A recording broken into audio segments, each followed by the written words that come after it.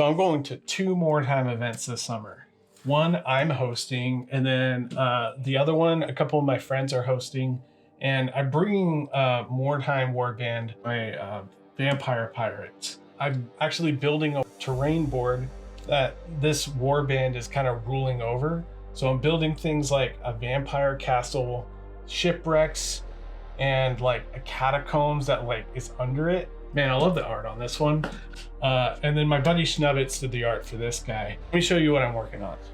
This first part of the board that I need to get out of the way is the catacombs. And the reason for that is a lot of the people I look up to have done like built-in parts of the board like this before, and I'm probably the most intimidated by this part.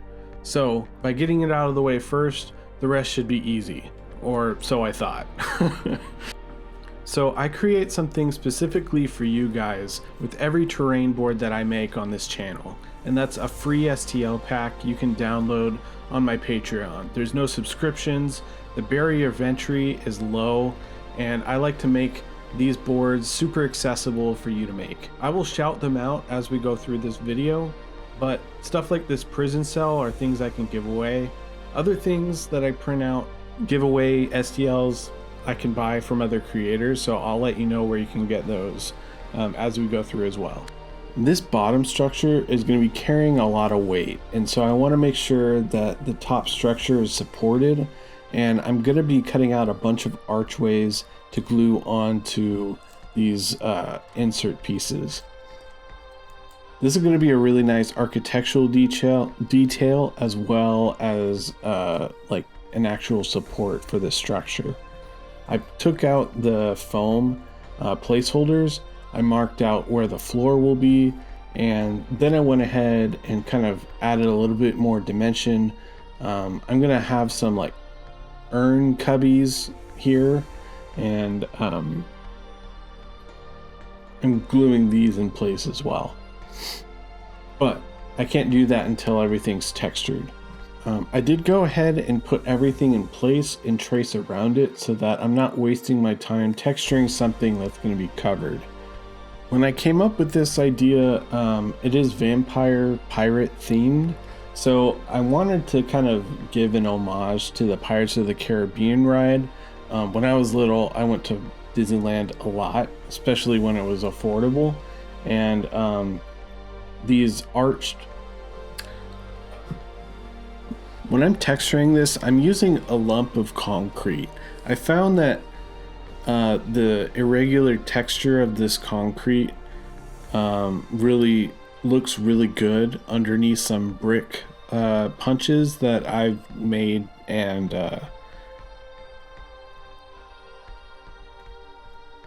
all I do is roll this over the foam with a pretty substantial pressure, and I just kind of annihilate the surface of this. I don't want any part of this to be flat before I punch it with the brick, and this just helps the brick punch to not look so uniform and cookie cutter. And even at this point, you could stop and install it. I think it looks really great, and whenever you cut in a new edge, you want to make sure you break that edge with the texture again. Yeah. One of my guilty pleasures is putting in a 3D printed detail into something that's scratch built, and the juxtaposition between the really nice clean edges and the really rough ramshackle look really complements itself, and takes some of the tedious work out of scratch building as well. Eventually it was time to put in the archways, and I just did all this with hot glue, and I thought this looked really convincing. After doing all the texturing, I wanted to make sure that it all fit still, and so I placed it in just as a test fit, and it fit great. It takes some like shoving in and stuff, but eventually I was able to make it work. Stuff like this is never exact, and I never try to get it exact. So I 3D printed a punch to put in the like earn cubbies, and this is going to be a free STL on the Patreon as well. So this is the catacombs of a castle I built. I've been making a Mordheim pirate warband, and this is their castle. Actually, it's been a while. Let's go back and show you how I made this castle in the first place. When I went to Adepticon, between the freeway and the convention center, there were so many different types of cathedrals that were really inspiring me. And so I don't really have a plan. I have elements that I want to fit into this castle. So it's kind of a backwards way of doing it, but I've been overthinking this project for so long. When I start overthinking a project, it's better to just start. I don't think planning out with a template really helps me personally. And I spend a lot of time drawing. So really, it's just kind of a race to get a silhouette that I like. And then I can fill in the details and use the architectural features that I really want. Having a strong silhouette does a lot for my confidence. I do a video every week, so sometimes I don't feel like it's going in a good direction, but I got to finish the video anyway. But in this case, it looks really good, and all I have to do is fill in the little details. After placing in these architectural details from a dollar store tombstone, I had my son texture and brick this building, and it turned out really great. It's really easy to do stuff like this, and that's kind of why I recommend this foam to begin with. While he was doing that, it gave me some time to 3D model a stained glass window. This is going to be a free STL on my Patreon. You don't have to be a member. You can just go over there and download it. And since I'm on that subject, all my STLs are free over there. So if you've ever wanted to build stuff and wondered where to get files, my Patreon's a perfect place for that. Thank you so much to my patrons. I really appreciate your support. It really helps fund these videos, and I couldn't do it without you. At this point, it's kind of a guilty pleasure of mine to reuse old projects in new builds. And I retired this building. The roof is really cool. So let's integrate it into this castle. So it doesn't quite fit the way it is, but I can make it work. We're just gonna make this castle just slightly more ramshackle. And oftentimes I've noticed that castles tend to kind of look cobbled together anyway. So the fact that this isn't going to be perfect, I think suits our needs even better. So much like I did on my cog fort, I wanted to make this balcony look like the end of a ship. It's still kind of something that could be built architecturally, but it is a little more fantastical. If you're building a regular vampire castle for your stuff, you can just substitute this out for something a little bit more traditional. I got that from Printable Scenery. It was a shipwreck file. Obviously, I'm not sponsored or anything. And for the last several weeks, I've put this build off because I've been too scared to do it. But this week wasn't much different. If I had built this last week, this castle would look different, and I think if I had put this off another week, it would look different again. I think there's a balance between putting something off and not doing it ever. You will never be ready for a project like this, much like how I felt like I was never ready for a project like this. Now that I've started and I can see where it's headed, I am super excited to see where this goes. Gotta be the coolest thing I've ever made. And I almost didn't try this week.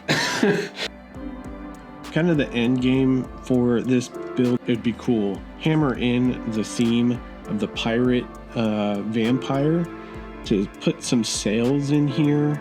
And maybe put a figurehead off of the front of this window, a pirate flag, and I think that'll kind of bring the theme in together. I used this sketch as a game plan for the rest of the project. I planked out the rest of this top structure just to kind of differentiate it from the rest of the building. I've done stuff like this before. A change in material really helps segregate like building structures like this. And the shipwreck file that I used didn't have a planking that went to the edge, so I used popsicle sticks for that. And I thought it would be really cool to put in like a figurehead over this window. So I found an old Banshee model that I 3D printed a while ago, and this is just a file I found on Thingiverse, and it was perfect for a figurehead. So I just put it right underneath this post. And I was a little concerned that this styrofoam part would be a little less detailed, so I put some statues around this just to frame it out and add a little bit of detail where it was lacking some. I cut out some sails out of an old t-shirt, and I just kind of shrink wrapped it around with a lighter, and that really kind of finished it off. I also did the same thing with this flag. Okay. So I just put on the pirate sails for the castle. They're not practical and they're probably stupid, but it really brings home the theme and I like the idea of it. Putting a door here, but unfortunately I have just run out of time this week, so I'll figure that out later. I used dollar store paint for all my terrain builds, and after you get used to them, they aren't as bad as you might seem. They tend to go on with a little bit more pigment, and then they dry out a little bit more subdued. I freehanded some bat wings on the sails, just kind of as an impromptu decision, and it did turn out pretty cool. And then I did the pirate flag on top. It took a couple tries, but it was a good thing that the flag was black so I could correct all my mistakes. Okay, so this is probably obvious by now, but this whole terrain board is meant to be super vertical, and I plan on trying to get the gameplay as vertical and as high as possible. It's going to make the board not only feel larger for its square footage size, but it's going to make it feel infinitely more playable. There's not just one route to go. A lot of the time when you play Mordheim, it can stay really flat on one level, and that's a totally valid way of playing, but I like to kind of push players to use some of those maybe unused rules. There are a lot of perks, like my vampire last time I leveled up got the ability to climb sheer surfaces, and a lot of the time that's not a super useful perk. And a board like this, that vampire is the scariest model. It's just super cool, and it might be just because I love vampires and that's kind of why I build my boards like this. Yeah, maybe that's a reason, but I started casting up some coffins that I got from my friend Failnot. I made a mold of these and I scratch built a new one because the ones that I was making were a little bit predictable. They were like the exact same copy. So after a bunch of them, I thought having a bigger one might be a good way to add some variety. In my opinion, and in hindsight, I think this one was too big, but after I cast it up, I did this one in hot glue as well. It turned out pretty good, and it kind of filled out some of the spaces a little bit better and more quickly than the smaller coffins would have.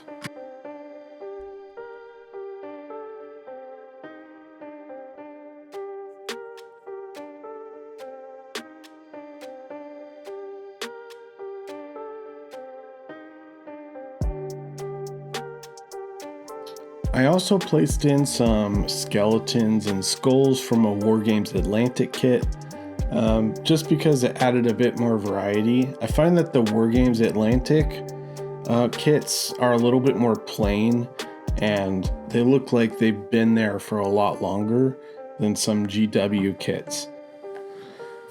So we are far from done with this board, but I do like to paint things in stages sometimes, just so that I can see that I'm headed in the right direction, and it is a really nice way of feeling like I've completed something.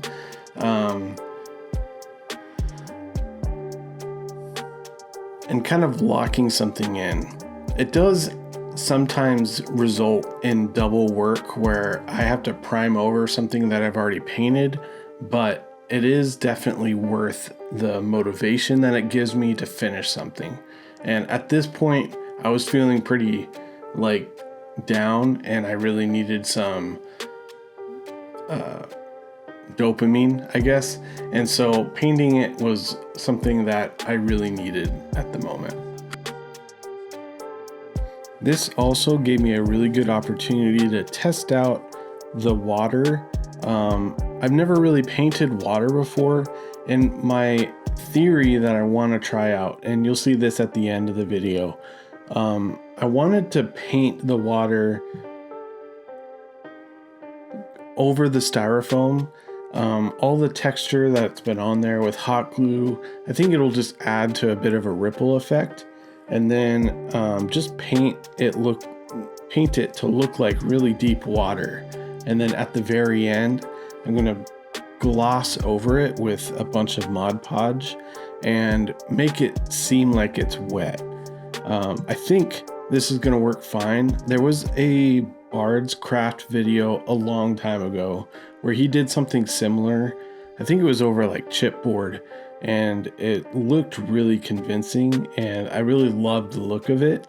And ever since then, I've wanted to try it. So, yeah, I was really happy with the color of this water. I tend to kind of go with really bold colors for my terrain. Water, I wanted to base it out with purple, but this stonework, I wanted to base it out in yellow limestone color. That's kind of my go-to for stone. And these skulls were a bit too big in the sculpt, so I decided to paint those as limestone as well. And then I went ahead and did all the wood as a last step. At this point, you might be wondering what took so long with this video. My grandfather passed away, and I really just needed to take a break for a little bit and get some fresh air.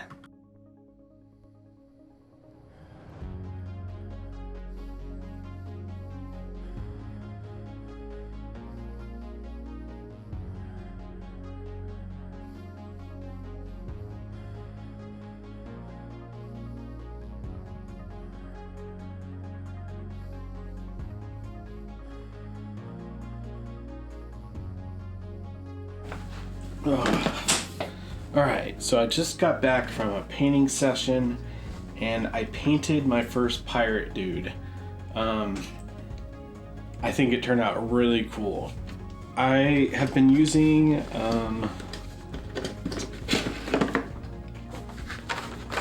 acrylic markers for all my painting recently, and I feel like I've really been enjoying painting more using them. It's just a lot less work. You have a lot less setup. There are less obstacles to getting you to the painting session, which helps me out quite a bit.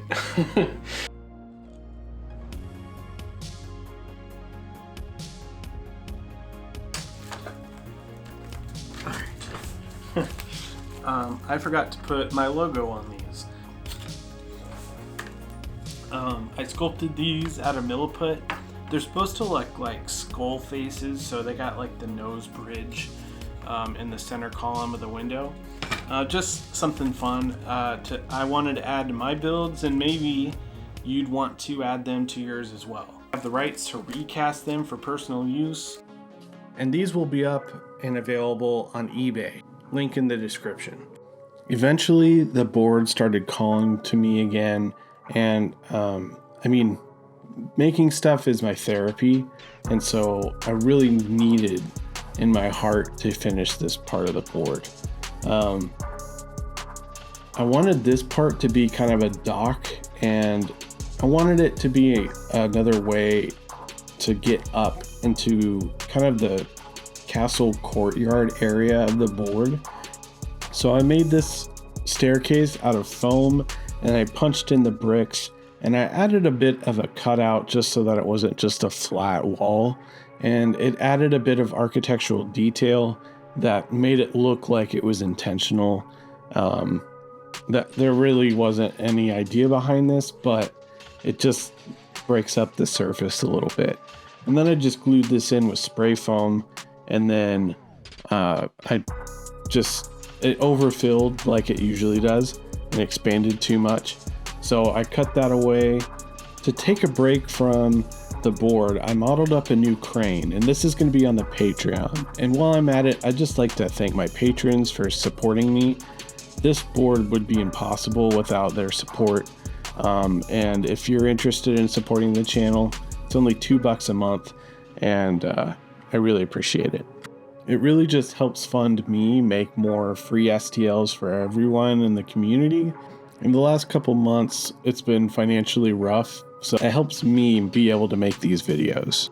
Okay, so I was at work today, and I was thinking about this all day, and I think I built this board wrong. And right now, you really have to be in one specific spot to be able to reach in the center of the board. And that's the lowest point of the board. It's going to be really, really difficult to reach in the middle here. I think what I'm going to have to do is rotate this, and then I'll just move this stained glass window on this side of the castle. One of the things that I like to do is have the tallest point in the center of the board. That makes it easier for the board to be playable from any side. If I can make it easier to reach in towards the middle or across, it just makes my life easier and the people playing the board easier as well. The next thing on my to-do list was to make a shipwreck. And I wanted this to look like an Empire shipwreck. So I found this shipwreck STL, how many times can I say shipwreck, on printable scenery. And I wanted to modify it to look more like an Empire ship. So I modeled up these towers in Tinkercad. This is a free browser software. And I printed them out. And I'm just going to be gluing these in with hot glue and spray foam. These don't need to be straight. My idea is that this was the resident of the castle before the meteor struck Mordheim. So the fact that it's kind of rotting in the shipyard is fine, and the fact that it's kind of wobbly and not straight adds to that storytelling in my mind. Now, the last thing that I need to do before I finish everything off is I need to coat this foam core with some of that pink foam. That way I can texture it and finish it off right. Kind of the worst way of doing this is at the very end. So I had to kind of make a template and cobble it together with the few scraps of pink foam that I had left. So I just made this template and I kind of chopped it up as best as I can. It kind of became a ramshackle mess, but with the spray foam, it just kind of unifies everything, and it's sturdy. It's just isn't looking pretty, which for Mordheim is perfectly fine. You don't have to be super strict on this stuff like this. Now, I should say, don't use the spray foam without gloves. I use this spray foam a lot, and so I'm very used to working with it.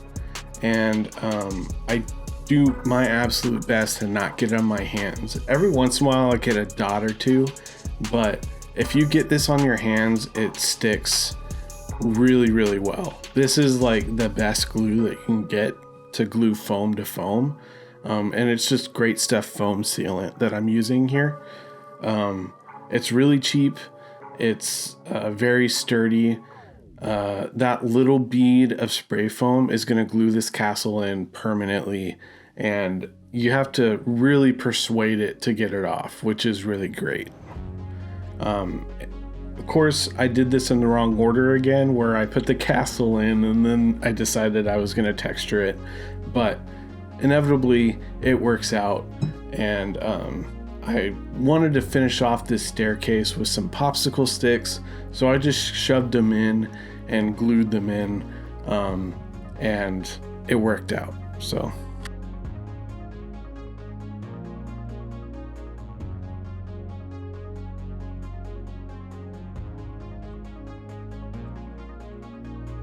I wanted to make the port side of the board a lot more ramshackle than the polished staircase on the left. And so I'm going to be adding a lot of ladders and some improvised walkways. And this is going to do a couple things. It's going to kind of double up the amount of space that's playable on this side of the board. And I really wanted the lower sections of the board over here to be connected to the top sections without you having to go all the way around or through the catacombs to get to the top. I do try to make it so that the players get rewarded for looking and kind of exploring the board. So I don't make the ladders super obvious, not to be mean, but it really is about giving the player the opportunity to explore Mordheim and rewarding them by kind of having some hidden pathways throughout the board that they can discover or maybe make up on their own. Maybe that's kind of like a D&D part of my brain, but I think it's really cool to reward a player that is like using their eyeballs and discovering new things about the board that they hadn't really assumed. At this point in the process, the to-do list kept getting longer and longer. I know I want to make some statues. There needs to be an entrance into the castle, like a main entryway.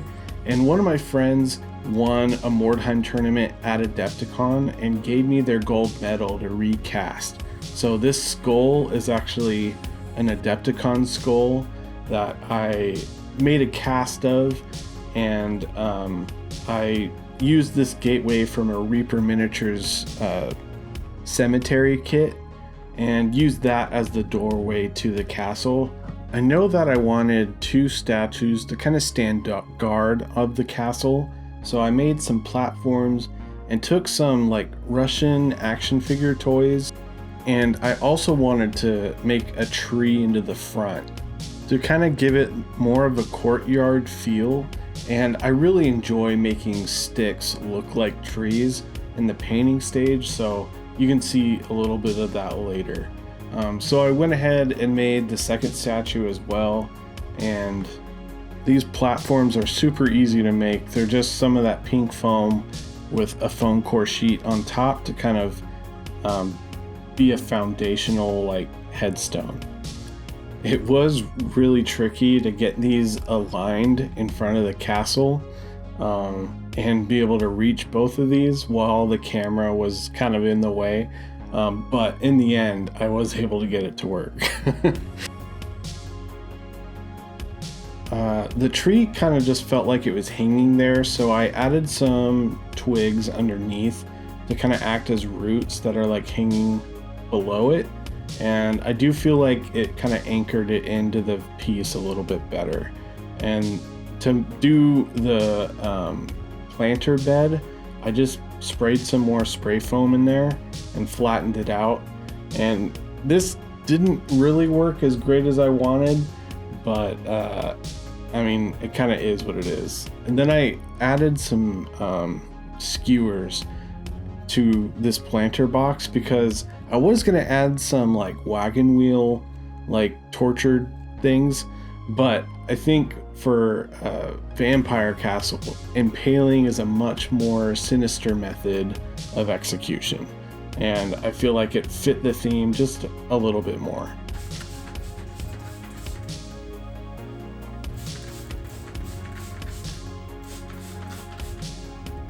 I did have to take out the spikes again to trim this flush.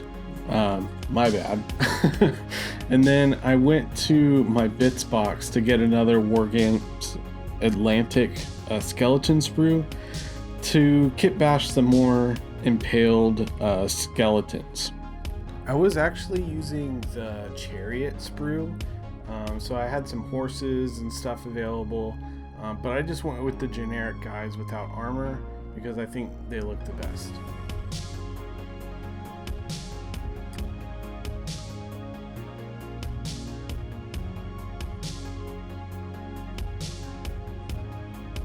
The last thing I need to do for this side of the board is put in coffins and tombstone. I was just looking through all my molds and I don't have as many tombstones molds as I thought. So I think I'm gonna go heavier on the coffins, which I think is gonna tie in the catacombs in this board just a little bit better. The last thing I need to do is finish off this building and then kind of bridge the gap in between these sections. So if someone's up here, they're not stranded. And if they want to get into the castle because there's like a weird stone shard in there, maybe they could like utilize this path and kind of avoid some conflict. There's a law in California that every neighborhood needs to have 3 exits. So if like one is taken out by fire, you still have 2 more for a fire department to get in and people to get out. It's just a way, like a safety measure.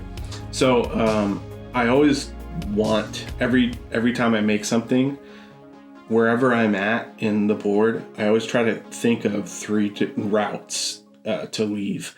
So, and potentially you have 3 options as a player to go.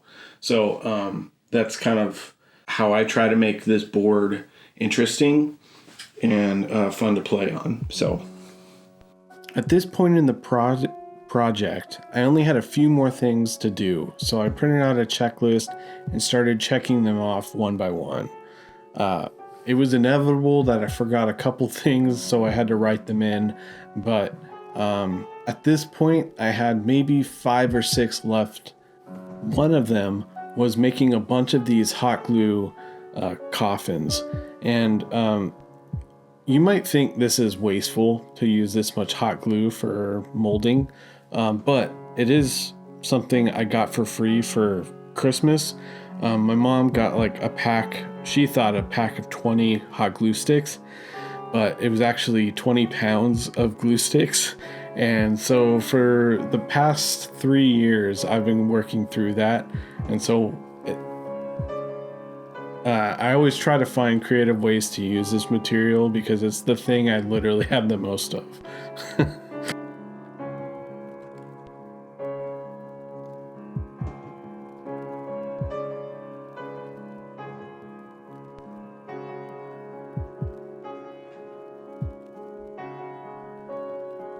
And I've been stewing on how to make this board playable and traversable.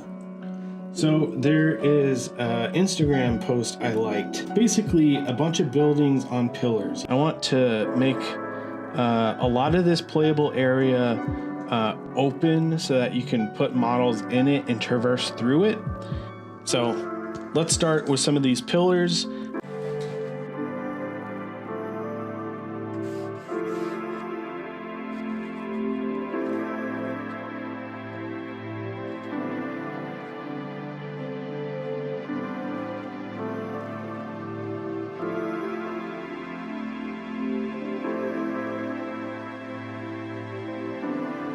There are a lot of YouTube videos that tell you to lay individual bricks, and if that's what you like to do, feel free to do it.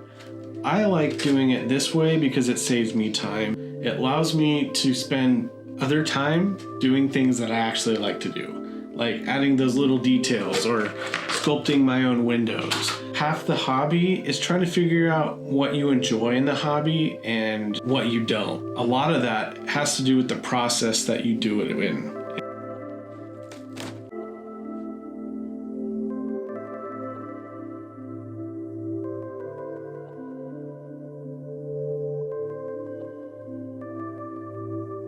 So looking at my reference, now I need to make a building that bridges across. And just as a bit of a reminder, I'm building this in a week.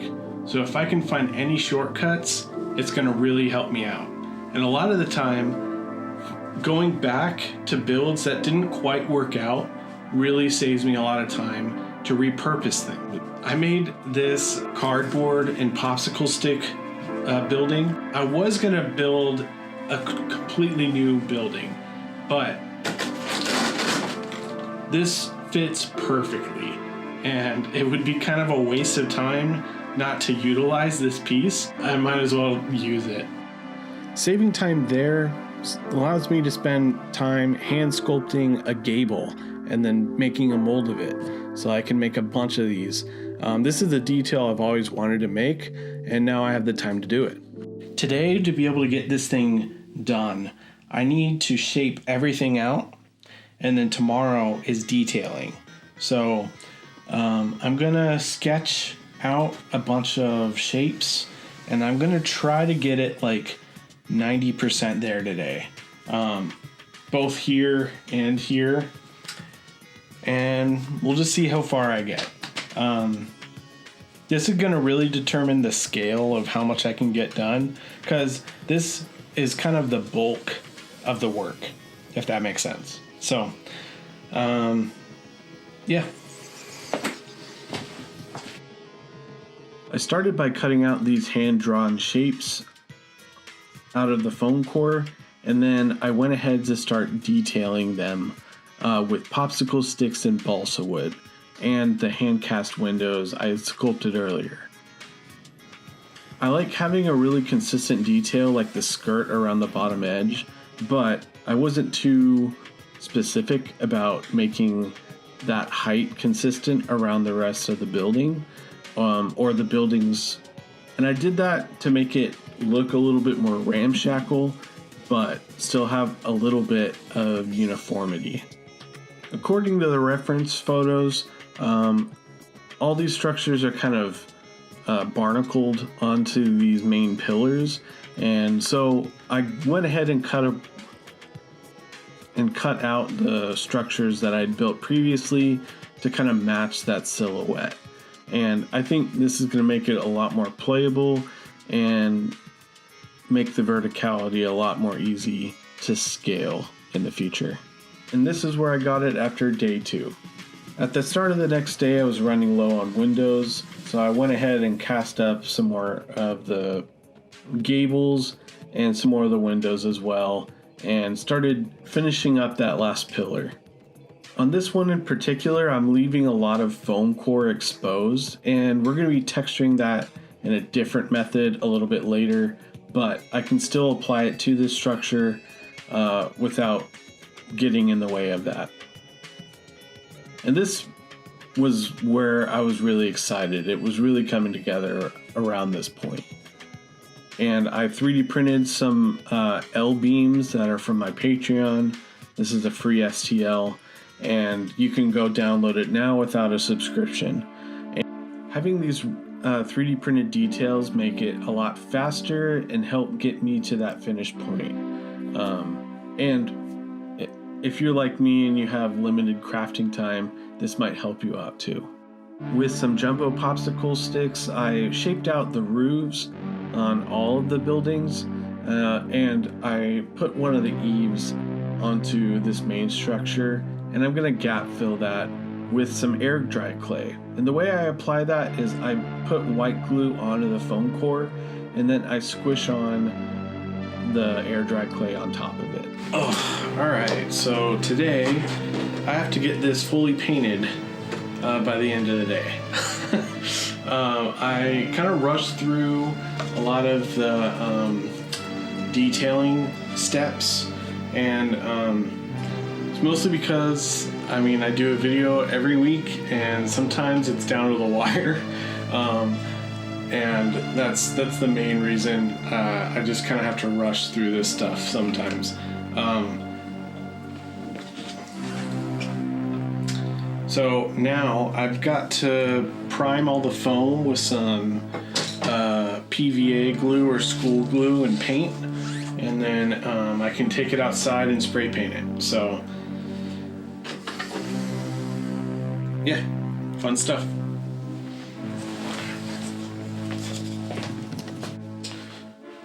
Man, that always takes so much longer than I think. Okay. So now I'm going to go out and prime this with spray paint. And the reason I do that is PVA glue, a lot of the materials, especially hot glue, repels. It's like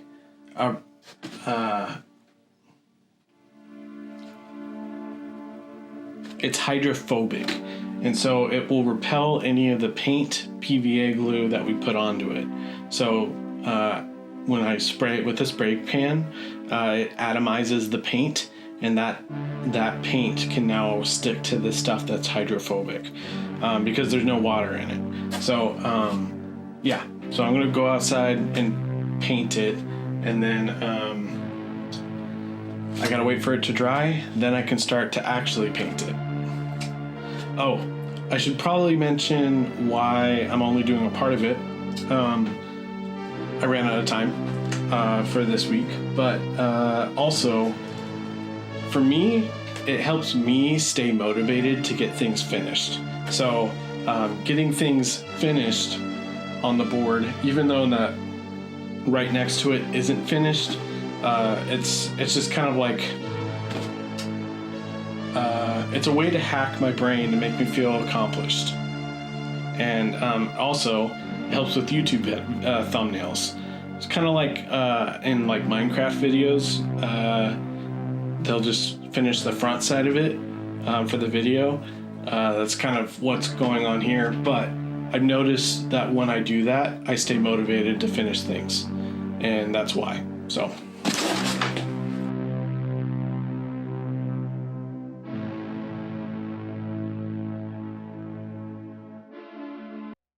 there was a building at the port level that I thought might be better on this side. And there's a couple reasons. I think to connect the castle to the top level of this building is a necessity so that players don't feel like they got all the way up here just to meet a dead end.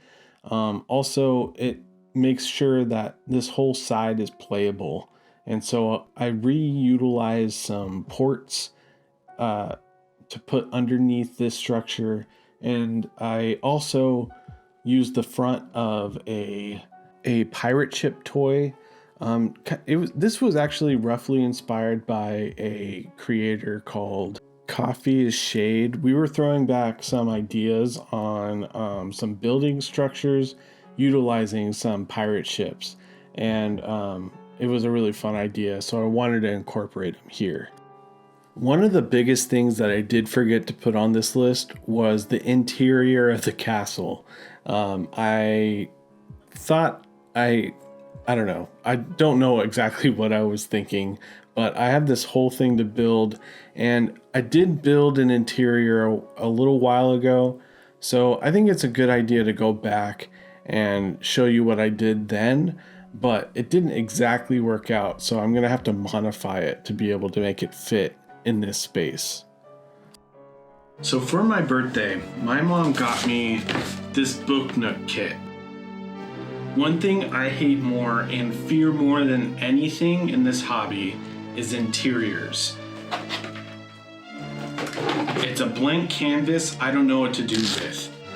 This thing has 800 pieces. Oh my gosh. I'm gonna be here for a while.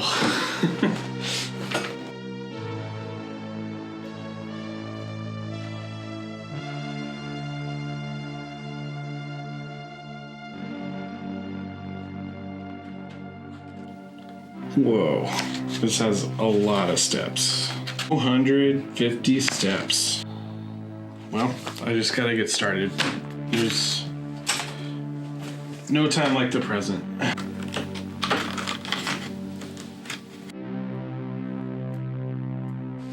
I gotta be honest, I'm a couple hours into this and this thing is kind of painful. It's not very user-friendly. I'm gonna see it through though, because maybe it's worth it at the end. But right now at the beginning, it's pretty rough. If you're my mom, this gift is amazing. And I'm really enjoying myself. Did I sell it right, or?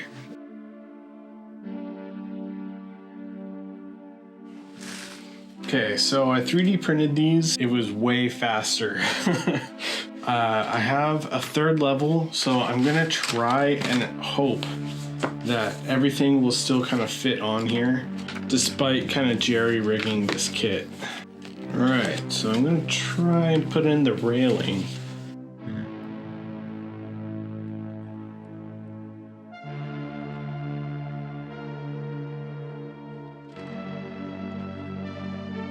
Printed Yeah, I didn't want to build any more shelves, so I designed them.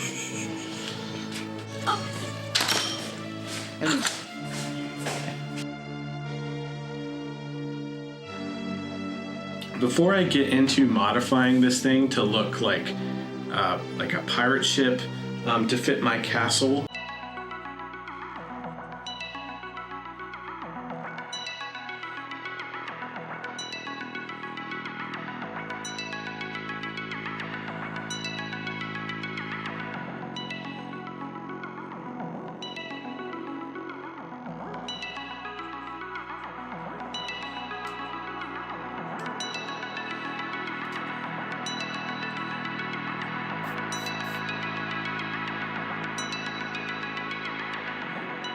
all right, let's see if it fits. Oh, dang, that's like perfect. So as far as playability goes, it is lacking an entrance from this side of the castle. Maybe I can turn this side into the entrance of the door. Right now, I'm really glad I didn't put a door on this. That could have been a pretty big error on my part.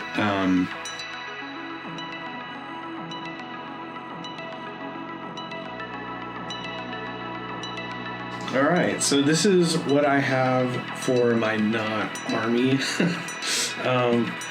These objective markers for that like custom Mordheim scenario are really cool.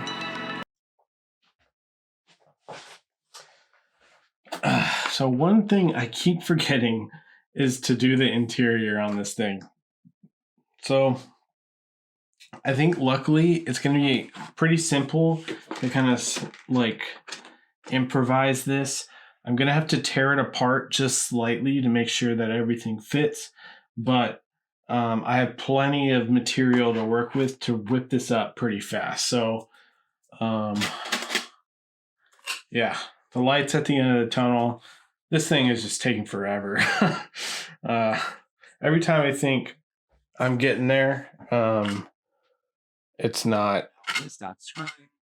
So, all right.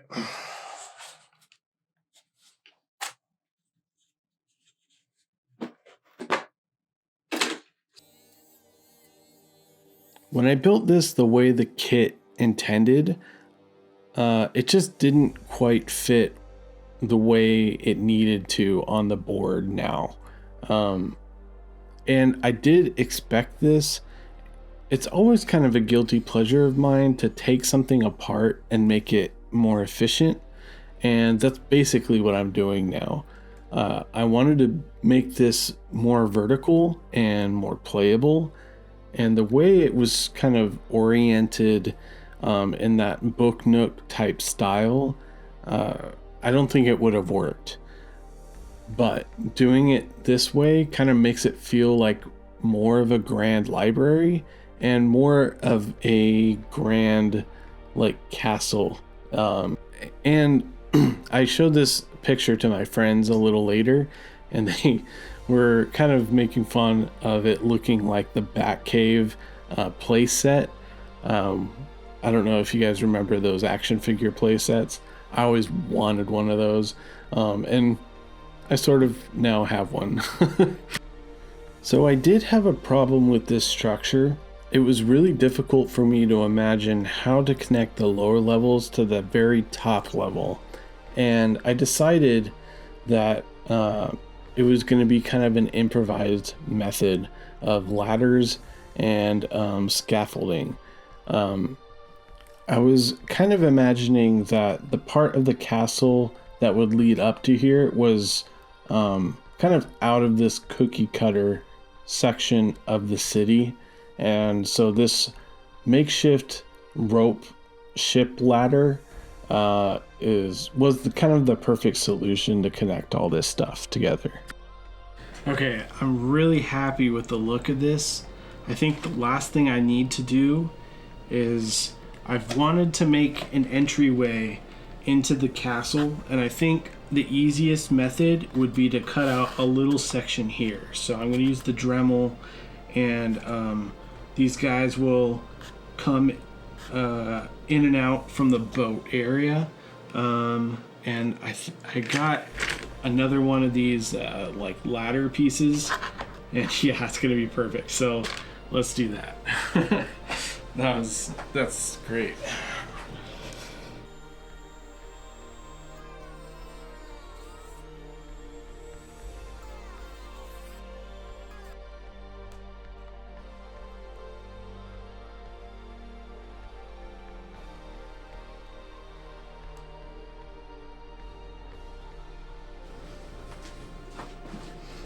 All right. So, because they're contained by two walls, it's going to be really easy for people just to want to go to the ground level, get up here, and get out. But there is a staircase here, and there's a ladder here that can go up here to the very top. I want there to be an exit point on this window and the top level. So I'm going to cut up this stained glass window, and I think we can connect that with a building out here, or an improvised walkway of sorts. So I wanted to fix this figurehead to look a little bit more on theme. So I had this 3D printed vampire model in my bits box, and so I wanted to swap this one out for that. I think this one turned out pretty cool. This was a free model on Thingiverse. I think the post was called like Blood Villains or something like that. It was a really generic name. I can't really quite remember. And then I wanted to connect these two walkways together. These tall structures cannot be a dead end, or it's going to really feel bad if the player gets all the way up there. So being able to connect both these structures together makes it so there's always a way out no matter where you're at. And it also looks really cool to have all these ramshackle walkways and stairways all together. This last ladder is actually a banister from that book nook kit, and I think that turned out really cool.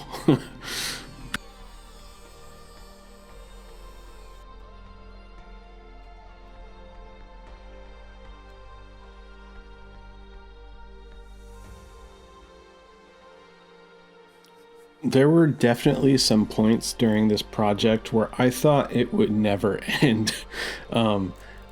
The laundry list of things to do just kept growing. The closer I got to the summit of this mountain, the more I would realize how tall this mountain would be.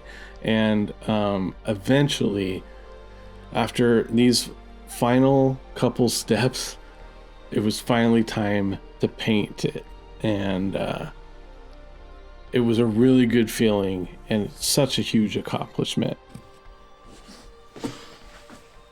So wherever two parts of foam meet, it's kind of a harsh edge. So I typically make a texture paste with dirt. This was just from the backyard. And then I mix it 1:1 with paint, glue, and then texture. And I just kind of use that to kind of feather the edge where two pieces of terrain meet, just to kind of hide my crimes. Yeah. I could have done it better initially and made it meet a little more seamlessly, but at this point, you just kind of have to fix what you just got to fix it. So anyway. In my comment section, one of the most common questions I get is, how do I improve? Like, what are some common advice on how to improve in this hobby? And finishing projects is got to be the biggest one that I recommend, because you learn so much about the thing that you're doing when you're doing the next step in the process. And whether that's painting or whether that's gluing two panels together, you learn really quickly, oh man, I should have spent more time and cut these more precisely. Or maybe you learned, actually, I didn't need to spend this much time worrying about how precise it was. Hot glue kind of just fills in the gaps. The painting step for me is where I find the most time-saving opportunities, because there are ways that you can get around adding a bunch of texture into things just by the way you select your colors. And a lot of that has to do with not just picking one color to paint everything. When I'm mixing colors, I'm doing it super loose on my palette. I'm using really basic colors like brown and yellow to make this limestone color, and I'm also adding some like blue and some green to the paint and blending them in together like seamlessly. And when I switch to another material, I just use the color that I was already on the palette and I switch to it. It makes a really nice mottled texture that doesn't take a lot of work, but adds a lot to the feeling and the atmosphere of the board itself. And I'm not using any special paints here. I'm actually just using Dollar Tree paint. And I like this paint because it's cheap. Because I have to paint some really large surfaces like this, for example. But it also goes on a lot more vibrant and then dims down because it's pretty cheap paint. And you can use that to your advantage with a black base coat. The black base coat will kind of unify the whole surface, and I like doing things like this, like painting a stick, just really roughly. I'm very lightly mixing the pigments together just to make it look like a painting and not like an actual object. These wood planks are also a pretty good example because I'm going for kind of a dead, really dried out wood, and I'm purposefully not making this an even coat. I'm mixing it very loosely and I'm just kind of scratching on the paint to the surface. And this helps me avoid having to scrape every popsicle stick before I apply it with hot glue. And that saves me a lot of time. And going back to what I was saying before, I learned this by finishing projects. And I always experiment with the project that I'm working on because I don't know exactly how it's going to turn out, even when I think I know how it's going to turn out. And I'm always pleasantly surprised whenever I try. So if you ever have that fear of, man, I wish I could build like this person, just try it, because I know from experience that you will surprise yourself. And if you ever need help, feel free to reach out, DM me on Instagram, I have a Discord. I've been getting a lot of spam on it, so you can DM me for that link, and I'm happy to put you on there. Also, I should mention, if I had rushed over any aspect of this build process, feel free to ask away in the comments. I answer every single comment. Speaking of trying something new, I really wanted to try a new water effect, and by that I mean I'm gonna add a gloss base coat to all of the water, and make it, I really want this to look like it's wet and that it's the ocean. And this is the first time I've ever tried this, and I think it really turned out really great. I went ahead and like added the gloss to anything that I thought could be wet as well. So things like the ports and like the insides of boats and ships. I added that kind of everywhere I thought people might be walking in and out of the water, or the water might be splashing up onto the surface. It became a little bit more cloudy, but I think that might have been because I was a little impatient and I didn't let the paint dry fully. So you live and you learn. As we finish out the video, I'd just like to thank you again, and thank you so much to my patrons. These videos would not happen without your help. So I just want to thank you again for your patience through this rough time for me. Hopefully you like this build as much as I do, because this one was just so much fun. All right, stay tuned for more videos. Make sure you subscribe. Have a good one.